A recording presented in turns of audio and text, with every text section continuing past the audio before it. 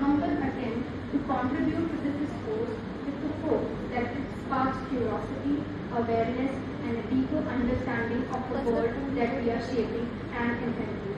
This magazine does not claim to have all the answers, but it does seek to spark the right questions. We hope every reader who walks away with a renewed curiosity about India's journey through complex maze of global politics and international relations. This endeavor would not have been possible without the hard work and the dedication of our entire committee.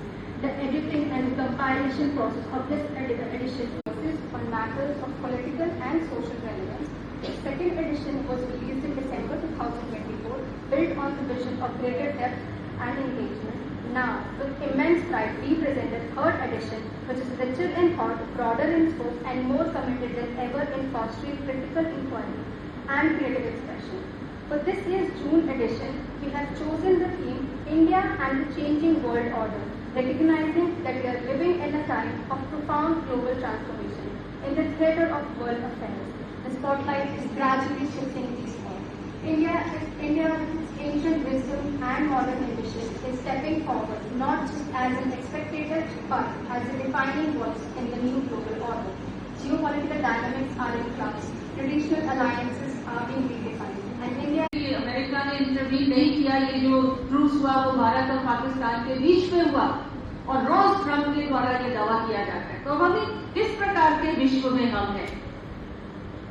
मुझे in fact थोड़ी चिंता इसलिए होती है कि अगर एक ऐसे विश्व में हम होंगे जहां पर मिथ्या फैलाई जा रही है, जहां जो झूठ पर टिका है, जो धमकी पर टिका है, जहां डेमोक्रेसी को स्टिफल किया जा रहा है।